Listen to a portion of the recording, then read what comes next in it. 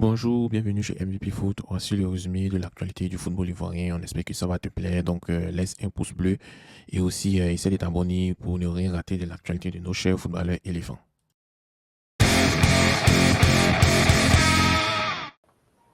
Yo, cher ami, j'espère que vous allez bien. Bienvenue chez MVP Foot. On va faire le journal des éléphants.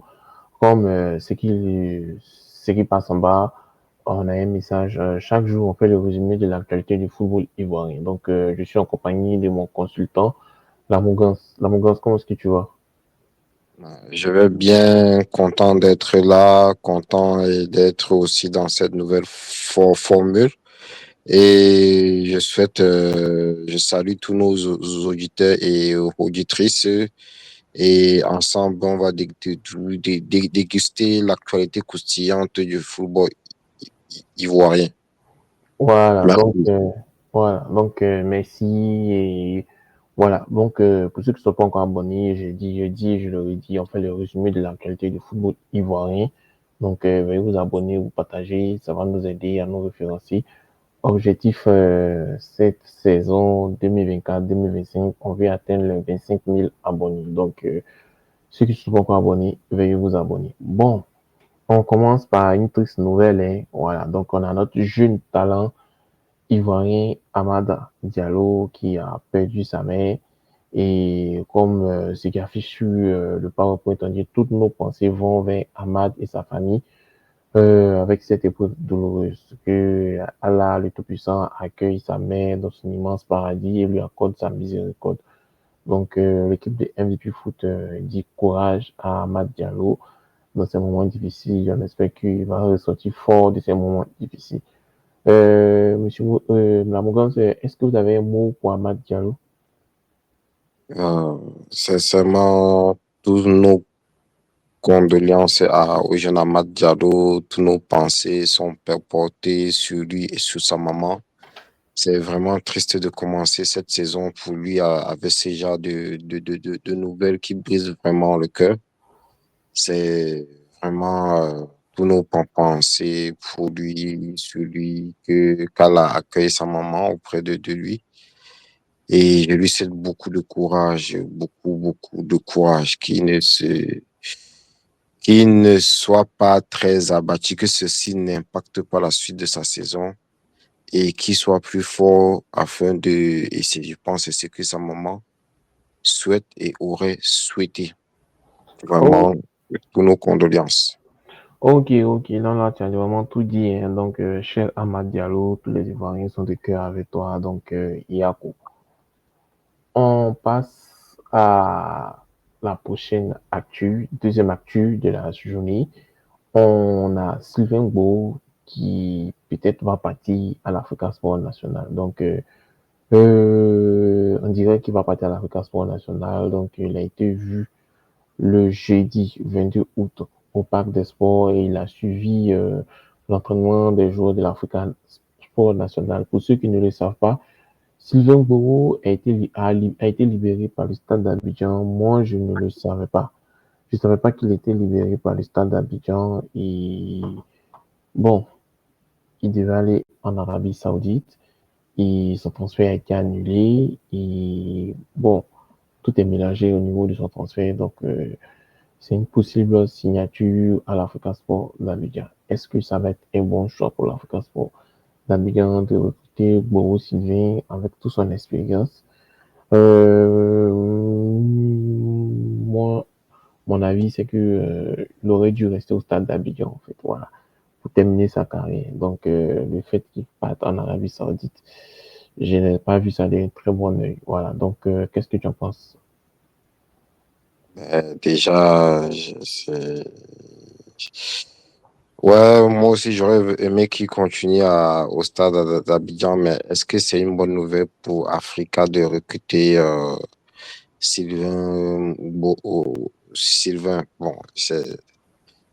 sincèrement, moi, peut-être avec son expérience, ça peut aider. Vu que Africa vient de monter, il veut du sang nouveau, il veut jouer le maintien et se positionner directement et en Ligue 1 parmi les cadors. Est-ce que la présence de Sylvain est indispensable? Personnellement, je ne pense pas. Je ne suis pas animé par ce transfert. Je ne suis pas enjaillé par ce transfert. Et je pense aussi que d'autres pistes qui s'ouvrent à Sylvain, la piste de l'Arabie Saoudite, je pense que il faut prendre ça avec des pincettes parce que est-ce il a un passé qui ne l'aide pas. Il était en Éthiopie. Il y a eu des problèmes liés, je ne sais pas, c'est le dopage. Il a été suspendu. Il est revenu en Côte d'Ivoire. Bon, c'est pour un gardien. Pour moi, c'est bon. Pour moi, je ne vois pas. Je ne suis pas très enthousiaste par ce transfert vers Africa Sport. Mais si son expérience peut aider pour encadrer les jeunes, pourquoi pas? Mais pour moi, je ne suis pas enjaillé par ce transfert et j'aurais souhaité qu'il reste au stade d'Abidjan et qu'il finisse sa carrière. De toute façon, il est plus proche de la fin Ouais, que du début. Donc, bon, ouais, il a 35 ans, bientôt 36 ans d'ici la fin de l'année. Donc, bon, on espère que son expérience va vraiment aider l'African Sport National lors de cette saison 2024-2025. Voilà. Donc, on continue avec la troisième actualité. On a les éléphants qui jouent en Espagne, mais surtout à Villarreal. Nicolas Pepe et Eric Bailly ont été titulaires aujourd'hui. Ils ont gagné le club de FC Séville 2 buts à 1. Voilà, donc petit à petit, nos éléphants commencent à s'imposer dans le 11 de départ de cette équipe. Et puis, on voit une prestation vraiment solide qui fait vraiment plaisir à voir. Donc, Villarreal est en train de jouer les rôles de tableau et on espère que les performances de nos éléphants vont être de haut vol. Et puis, est-ce qu'on pense qu'ils vont devenir des piliers de Villarreal ou bien est-ce qu'on pense qu'ils vont revenir en sélection? Donc, que penses-tu de la prestation de Nicolas Pepe avec Eric Bailly qui ont battu le FC Séville aujourd'hui 2-1?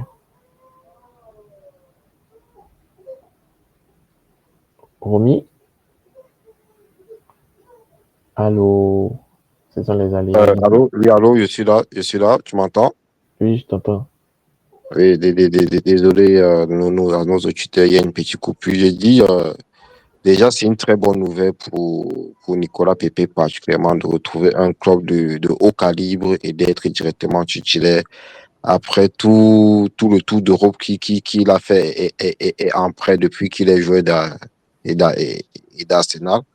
Oui, Enfin, une équipe stable pour lui qui, progressivement, il essaie de retrouver de la confiance. On attend toujours un but de lui, mais je suis, les débuts sont prometteuses et, et, et les débuts sont prometteurs et sincèrement, pour moi, good job à lui. Je ne m'attendais pas que Nicolas Pepe soit titulaire directement à Villarreal. Vraiment, ça prouve que son agent a fait du bon boulot et que lui aussi, il a vraiment la confiance de l'entrepreneur.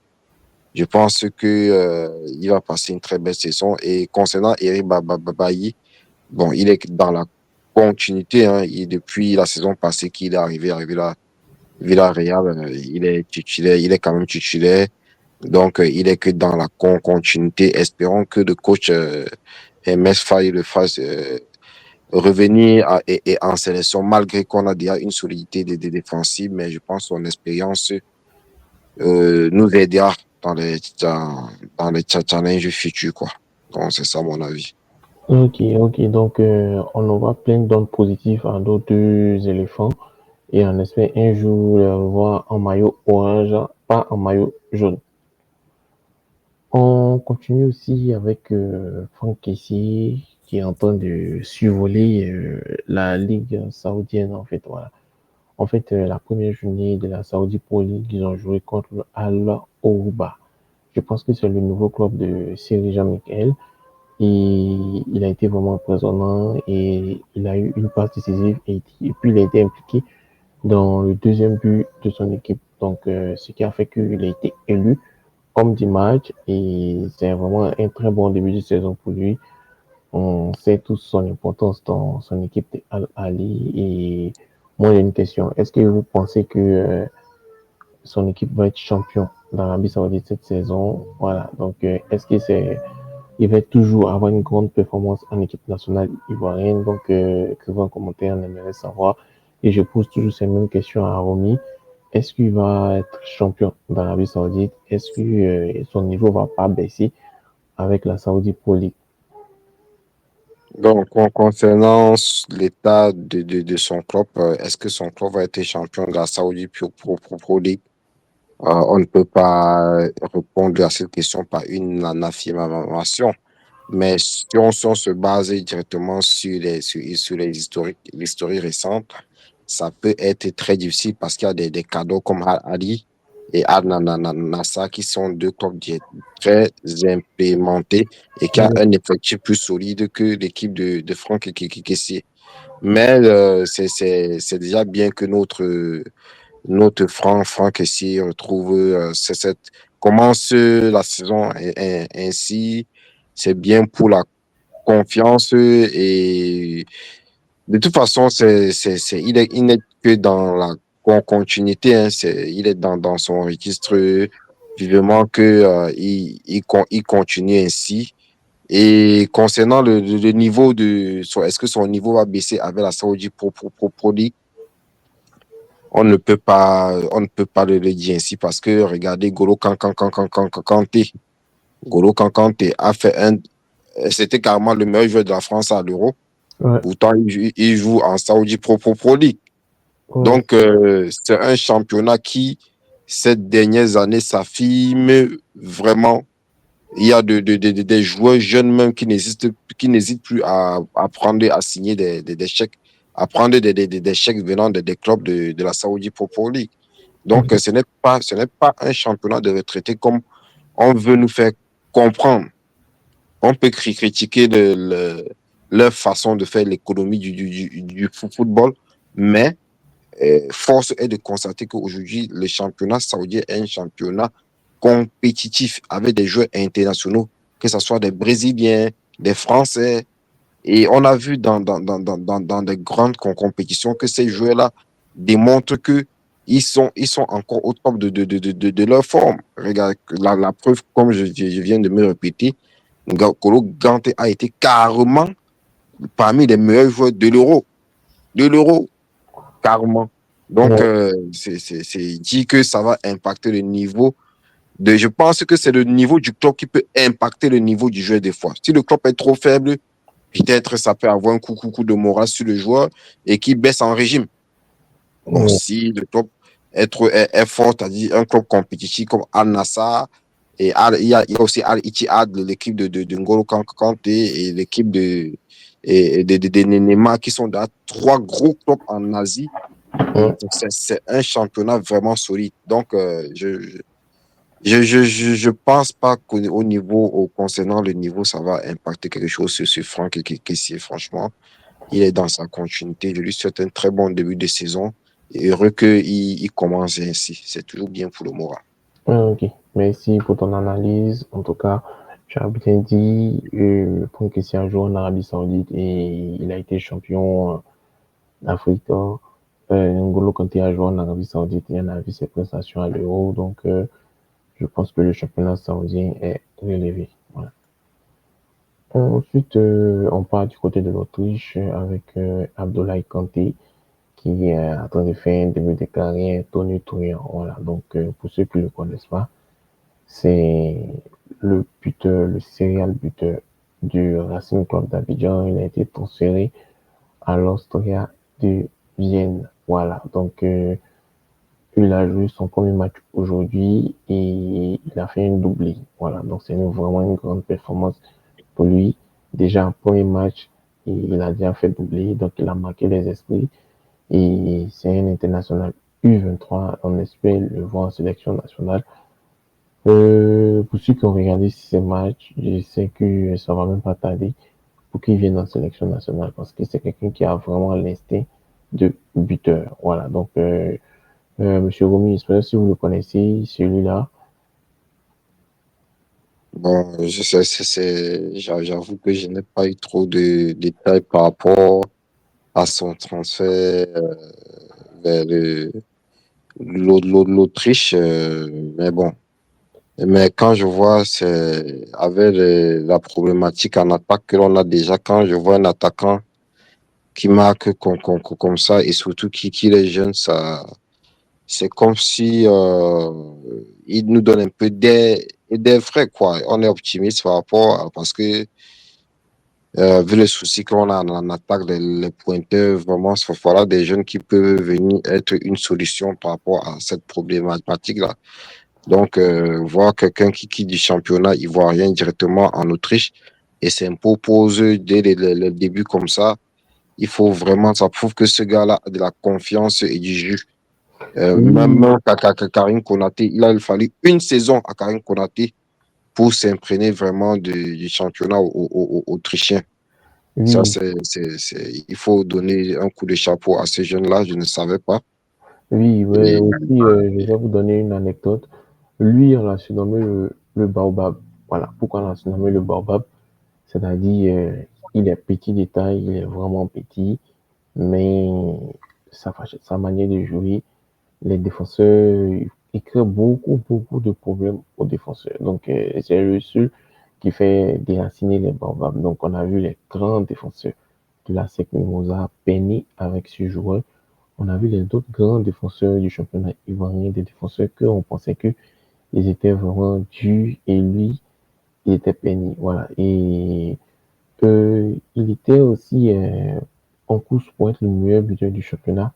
Malheureusement, c'est à la dernière, comment on appelle, dernière journée de la saison que il a été dévancé par Bidi Stéphane de FC San Pedro. Donc, ça montre que il est vraiment en confiance. Et moi, je lui dis, il a le même style de jeu que Konaté Karim et c'est ce jeune attaquant qu'il va falloir côtoyer Metz pour, par exemple, on a fait une vidéo où on a parlé de quelle alternative pour Sébastien Haller. Voici une vraie alternative pour Sébastien Haller parce que c'est un joueur très technique et malgré son petit gabarit, il crée beaucoup de problèmes aux défenseurs. Voilà. J'espère que tu as un mot à dire. bon, c'est que comme je t'ai dit, je lui souhaite vraiment, c'était bien que comme il commence la saison ainsi, je lui souhaite vraiment beaucoup de chance et qu'il continue ainsi. Et il est dans un poste, il joue un poste où les éléphants ont vraiment besoin de concurrence là-bas pour avoir des alternatives. Donc, s'il peut être une solution, pourquoi pas? Donc, on va suivre le jeu tout au long de cette saison. Franchement, je ne connaissais pas vraiment son historique. Je vais m'intéresser plus à lui afin de voir quelles sont ses qualités. Ok, ça marche. Donc, on continue. Oups, désolé, problème technique. On continue avec Odilon Kosono. Ça fait 2 matchs que son équipe a joué. Il a été remplaçant 2 fois. Voilà. Y a-t-il un problème avec Odilon Kosono? Pourquoi est-ce qu'il est remplaçant les 2 matchs? On ne le sait pas. Et à certains commencent à dire s'il est remplaçant, il ne faut pas y vont l'appeler, qu'il faut appeler les titulaires. Qu'est-ce que tu en penses? Euh, Concernant sa situation au Bayern Leverkusen, cela s'est constaté, moi, je pense que c'était à la finale de la, de Ligue la, des champions. de l'Europa League, ouais, de l'Europa League. Il n'était pas titulaire, même en fin de saison, même en fin de saison, de temps en temps, il n'était pas vraiment titulaire. Et je ne sais pas ce qui se passe. Pourtant, les débuts de saison étaient prometteuses. Il était titulaire indiscutable. Je ne sais pas ce qui s'est passé entre-temps dans la tête de Xabi Alonso. Oui. Et est-ce que c'est une raison pour laquelle qu'on ne l'appelle pas? Moi, je ne pense pas. C'est une situation qui vit en club. Ça devrait bien aller. ça devrait, j'ai confiance qu'il va se relever et qu'il va passer à travers ça. Mais je ne pense pas que ça va impacter sa situation encore, puisque il forme déjà une très belle paire avec Indika. Donc, ce n'est que le début de saison. On ne peut pas vite juger des choses. On ne peut pas directement se prononcer. Il y a beaucoup de compétitions. Ils sont engagés sur beaucoup de compétitions cette année. C'est sûr Oui, qu'il aura le temps de jouer et de démontrer que son coach a peut-être tort. ouais, Donc, pour moi, je préfère ne pas vite juger. Je laisse, enfin, je suis convaincu qu'il va jouer, il va démontrer que Xavi Alonso doit lui faire plus confiance. Et oui, même s'il savait jusqu'à mi-saison, il ne joue pas, moi, son agent, on demande un prêt. Parce que au Dillon Cotonou, aujourd'hui en Europe, il y a beaucoup de clubs qui seraient titulaires là-dedans. Donc, oui. pour moi, il est très bon club. Donc, pour moi, j'observe. Ok. Moi, je pensais que, il allait être transféré à Liverpool parce que depuis pratiquement 3 mois, on parle du fait que Odilon Kosono va être transféré à Liverpool. Mais bon, on n'a pas encore vu ce transfert et moi, je commence à ne plus y croire. On espère que, il va retrouver son poste de titulaire et il va faire de grandes choses cette saison. Voilà, donc on va continuer avec l'avant-dernière actu de la journée. Ça parle aussi des transferts. Le reste, on va parler des transferts. Donc, on va lire une vidéo et puis M. Romy va donner son point de vue. On a Chris Bedia qui débarque à Hull City. Voilà, donc Hull City a accueilli notre nouvel éléphant. Et c'est un attaquant, un buteur ivoirien de 28 ans. Voilà, il était en Allemagne et là, il est revenu, il est revenu en Angleterre. Il n'est pas revenu en Angleterre. Donc, c'est un prêt pour une saison dans le Championship, deuxième division anglaise. Voilà. On pensait qu'il allait cohabiter avec Seri Jean-Michel. Malheureusement, Seri Jean-Michel est parti en Arabie Saoudite. Voilà, donc ce qu'on aimerait savoir combien de matchs Chris Bedia va jouer et combien de buts Chris Bedia va jouer cette saison. Voilà, pour moi, je pensais qu'il allait rester à l'Union de Berlin parce qu'il allait pouvoir s'imposer là-bas parce que il a fait que 6 mois là-bas.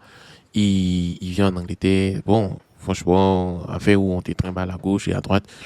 Je suis pas trop d'avis, mais bon, on espère que avec le club de Hull City, ça va être vraiment un bon tremplin pour lui et pourquoi pas le club va le racheter définitivement. Donc on croise les doigts pour Chris Media et on espère qu'il marque 20 buts et qu'il participe à la montée de Hull City en première division anglaise. Donc que pensez-vous de ce transfert? Écrivez-le nous en commentaire. Bon, voilà. Donc, M. Romy, que pensez-vous du transfert de Chris Bedia qui a débarqué à LCT en deuxième division du championnat anglais? Yes, en championship. Ok, bon, il vient de Union de Berlin. Ça se voit qu'à Union de Berlin, il n'y avait pas trop de temps de jeu. Et Union de Berlin, même entre-temps, est devenu un très grand club en Allemagne qui joue carrément au de tableau. Bon, c'est un attaquant. S'il vient à All City, je pense un premier objectif, c'est retrouver le temps de jeu, avoir de la performance. Et c'est tout ce que je lui souhaite, hein, c'est retrouver le temps de jeu et la confiance en lui. Il a 28 ans. Je pense que s'il est à un âge où il faut pas que il trimballe encore de gauche à droite, c'est-à-dire soit il s'affirme, soit il ne s'affirme pas, c'est tout. Donc c'est un bon transfert dans le cas où s'il doit jouer pour qu'il soit titulaire. Si c'est un transfert pour encore aller chauffer les bancs, ça, je ne vois pas, ça ne serait pas de bon augure pour lui pour la suite de sa carrière. Sur le plan sportif, si il a une garantie d'une titularisation et que entre-temps il retrouve la confiance, c'est tout ce qu'on peut lui souhaiter. C'est-à-dire le championnat de deuxième division anglaise, c'est carrément l'équivalent de championnat à l'Allemand, la Bundesliga. Peut-être ils n'ont pas les gros clubs, mais c'est un championnat compétitif et respectable. Donc, je lui souhaite vraiment le meilleur là-bas. Ok, ok, ça marche. Donc, on a dit dans la vidéo, hein, on espère qu'il va être le meilleur buteur de ce championnat pour vraiment se relancer. Pourquoi pas faire de telle sorte que LCT va le transférer définitivement. Voilà, donc c'est un peu ça le cas de Chris Bedia. Donc, on va continuer avec son compatriote.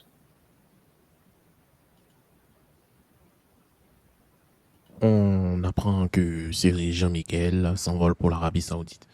En fait, notre international éléphant a quitté son club de Hull City en deuxième division anglaise pour rejoindre le club de Al Oroba FC. Voilà, donc c'est un contrat d'un an et c'est un nouveau défi pour lui dans le golf. Donc on espère qu'il va être prêt à briller dans ce championnat. Et bon, voilà, ça fait le troisième milieu de terrain indiscutable de l'équipe nationale de Côte d'Ivoire qui va se retrouver en Arabie Saoudite. Voilà, donc qu'est-ce que vous pensez? Est-ce qu'il est prêt à briller dans ce championnat? Et est-ce que c'est un excellent choix de carrière? Est-ce que c'est une bonne décision pour Jean-Michel? Donc, on aimerait avoir vos réactions dans les commentaires. Moi, pour moi, j'estime que Jean-Michel peut se faire un nom dans ce championnat saoudien. Vu son âge, il a 33 ans. Donc, c'est une bonne porte de sortie. Mais où je suis un peu sceptique, c'est le contrat de 1 an. Voilà. Ici, la première saison ne se passe pas comme prévu. Comment Jean-Michel va rebondir? Voilà. Donc, qu'est-ce que vous en pensez? On aimerait avoir vos réactions dans les commentaires. Ok, donc, Monsieur Romy, vous savez, votre mot a dit la Mougance, le Mougoli. Bon, on va dire que le championnat saoudien a dompté tout notre milieu de terrain alors. Parce que si même chez Jean-Michel Siri se retrouve en Arabie Saoudite, et on a au moins 3 milliardaires saoudiens dans notre équipe, donc au milieu de terrain. Donc bon, comme je te dis, c'est à son âge, pour moi, c'est une très bonne idée. Au moins, il va se ressourcer, sur le plan financier, c'est ce qu'il lui faut. Il est plus proche de la fin que du début. Donc, il n'est pas si vieux que ça, mais au moins, il est plus proche de la fin. Donc, sur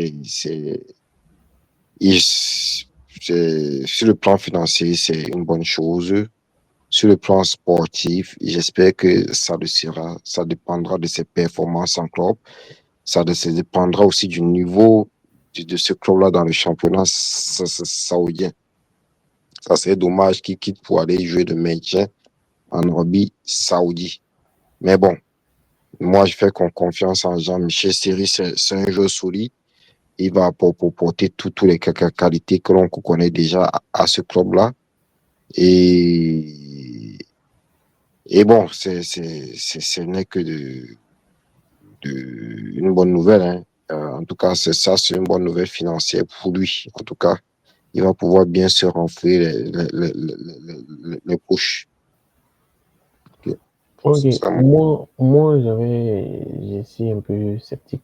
C'est un an de contrat que lui ont donné. Donc, ça va lui mettre beaucoup de pression. Donc, on espère que, vu son expérience, il va surmonter la pression. Il fait une très grande saison. Pourquoi pas, ils vont le prolonger. Voilà. Penses-tu que, il va faire une superbe saison? Là, je ne peux pas prédire directement, mais si je me fie aux qualités de ce joueur que l'on a vu à la CAN, que ce soit à la CAN, normalement, il devrait faire une bonne saison, mais une bonne saison ne dépend pas forcément de lui, sincèrement. Ça dépend aussi de la qualité de son équipe.